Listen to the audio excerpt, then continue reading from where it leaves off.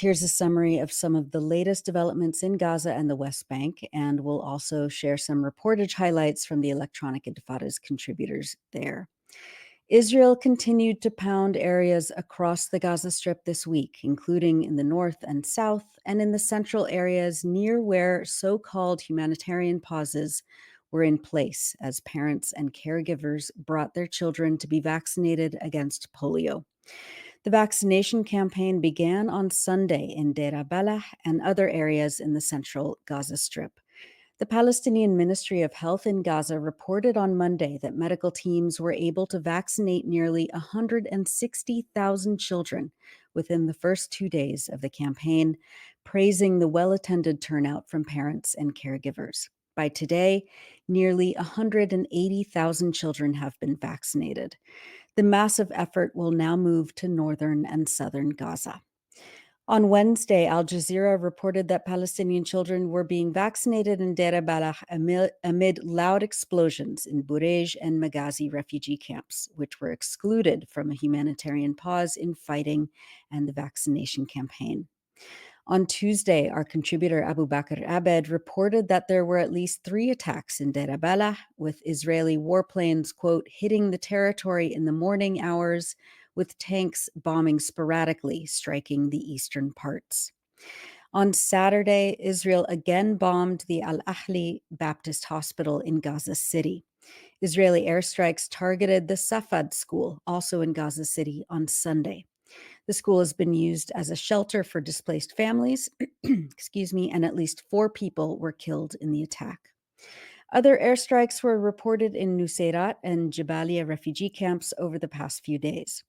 Today, Wednesday, at least 2 separate Israeli airstrikes targeted homes in the Nuseirat camp, killing and injuring people. On Monday, Israeli forces targeted a group of Palestinians near the Al-Fakhura school that has been operating as a shelter in Jabalia, killing 5 and wounding others who were lined up to buy bread. The Israeli army withdrew its ground forces from Deir al-Balah on Thursday after a days-long series of airstrikes and tank shelling amid widespread and repeated displacement orders. Writing in the New Arab, Abu Bakr Abed said that although Israeli forces withdrew its ground troops on the eastern outskirts of the city, Apache helicopter gunships, quadcopters, and tanks, quote, remained in the area, pounding the city, and this latest ground incursion caused panic and fear among scores of already traumatized people. Al-Shifa Hospital in Gaza City reopened its emergency department over the weekend following a massive rebuilding campaign after the hospital, which was the largest medical complex in Gaza and predated the State of Israel, was besieged, bombed, and turned into a killing field by the Israeli army in March of this year. The Ministry of Health in Gaza said that the reopened emergency department has 70 beds, a new triage ward, 2 operating theaters, a laboratory, a blood bank, and a radiology unit with basic X-ray and ultrasound machines.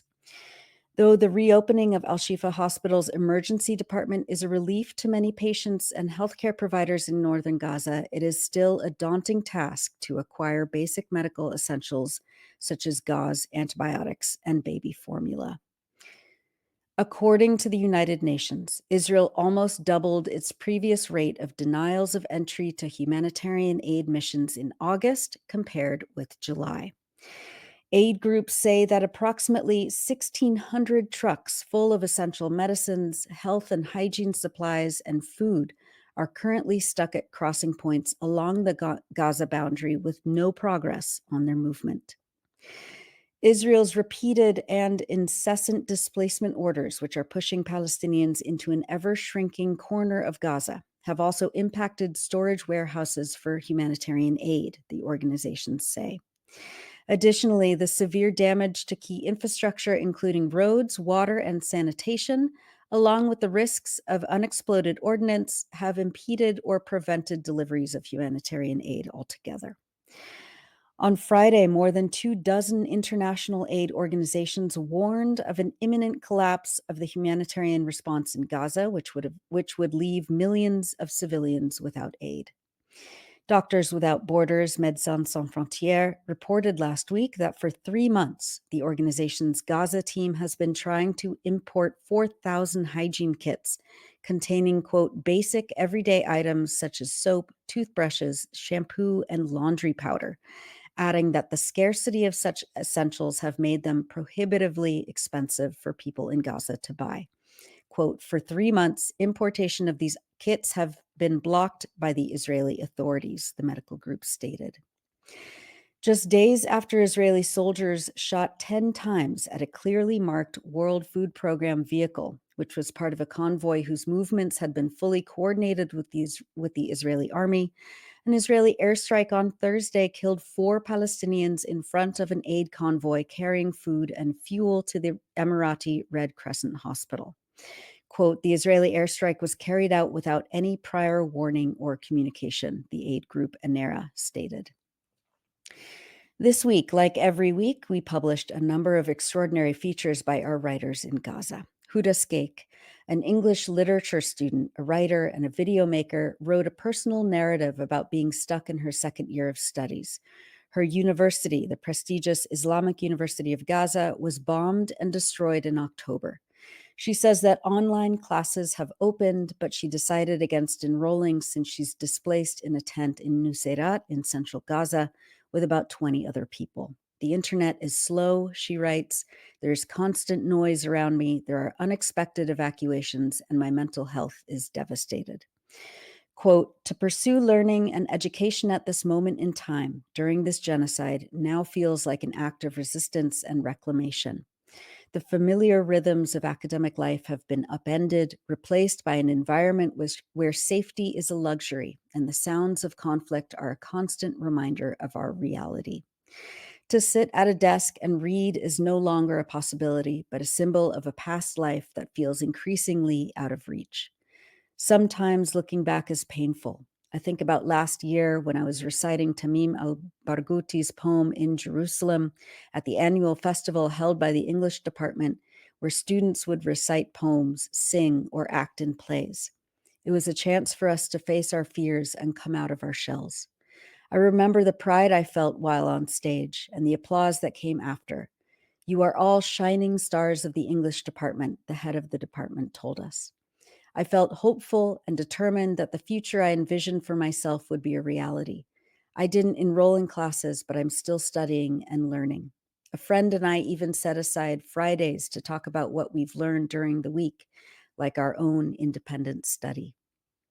Each morning, I wake up to the sounds of artillery explosions or the buzzing of drones. The faintest light comes from through the cracks of our makeshift curtains in the tent. I rise from my mattress on the floor and get on with my day. My morning ritual is important to me. My first task is to sit alone for a bit to try and find some peace from the noise and chaos. I read the news in English and write stories and poems. It is harder now to do things that once came easily. I struggle to upload books to my phone with the slow and often unavailable internet. The pens and notebooks I now use are different and more costly than the ones I once used. But I know that every line I write and every day that I pursue my own education is a defiant stand against the destruction that encircles me. With or without a desk, a reliable network connection, my fancy pens and sticky notes, and the safety that I once took for granted, I am wholeheartedly dedicated to my education. That's from Huda Skeik's narrative piece, With Campus Destroyed, IUG resumes online classes on electronicintifada.net. Turning to the occupied West Bank, the Israeli military assault in the northern cities, towns, and refugee camps is ongoing. My colleague Tamara Nassar reports that as of Tuesday, the widespread Israeli attack has killed at least 33 Palestinians, including 7 children, and injured nearly 130 since August 28th, when Israeli troops launched the assault on the Jenin refugee camp, Nur Shams refugee camp east of Tulkarem, and the Al Farah refugee camp in the foothills of the Jordan Valley south of Tubas. Hundreds of soldiers armed with military jeeps, bulldozers, and drones have sealed off cities and refugee camps and inflicted widespread devastation to infrastructure, roads, and water networks. The army has also cut off power. Journalists have been fired at and chased by enormous Israeli military bulldozers while trying to report on the escalating military raids. Tamara reports that Israeli forces this week intensified their attack on Jenin refugee camp, besieging it and leaving it without food, water, or electricity. Israeli soldiers blew up homes in the camp, which houses 20,000 Palestinians, and demolished commercial stores, bulldozed roads, and detained and interrogated residents. Israel's ongoing assault has forced 85% of the camp residents to flee. The Israeli military estimates largely to Jenin city. Those who remained are staying put in their homes, though 80% of the camp has no access to water, the Jenin municipality said. Israel issued an evacuation order to a public hospital in Jenin, currently treating 150 patients. Some restaurants and stores in the area announced that they would be distributing free bread, vegetables, and food supplies to residents as Israel's attacks escalate. Meanwhile, Israeli military bulldozers ripped up 70% of Jenin's streets, destroying more than 12 miles of the city's water and sewage grid. Footage circulated on social media shows bulldozers uprooting roads and destroying storefronts. The Israeli army says that this is done to deter the planting of explosive devices underneath roads by resistance groups. Palestinians can remotely detonate the explosive devices, which have killed and injured a number of Israeli soldiers in recent months. These devices have been more widely used by the armed resistance in the northern areas to resist Israeli invasions into their refugee camps and neighborhoods.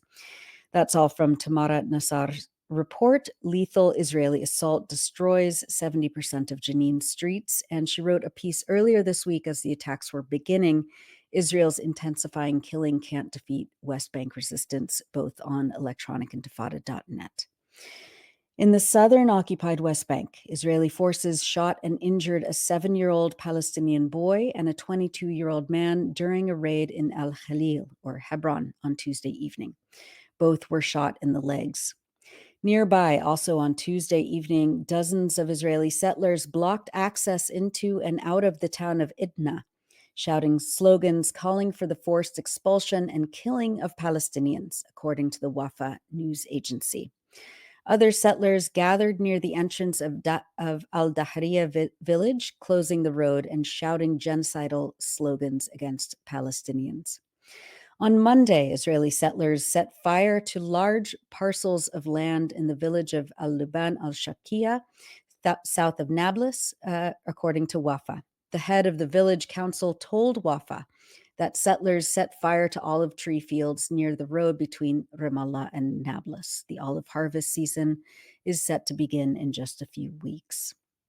And finally, we wanted to bring you some images and videos from journalists and others in Gaza that highlight the resilience, joy, and determination of the Palestinian people. Children played in the rain, the first of the fall season in Gaza on Sunday. We have 2 videos for you. Let's play the first one.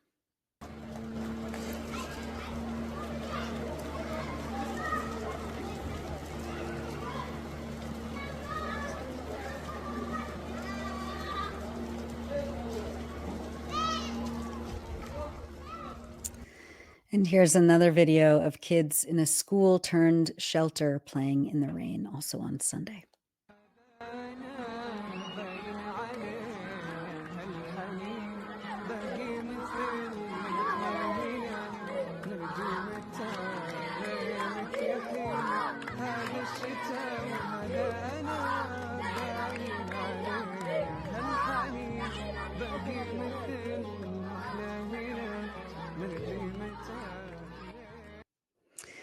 And members of the Gaza Sunbirds paracycling team made this video called The Hands of Gaza. They say that, quote, "The hands of Gaza are not empty. They are linked together in our call to the world. Don't stop fighting alongside us with your marches, boycotts, and needed support. Don't stop until Gaza is free."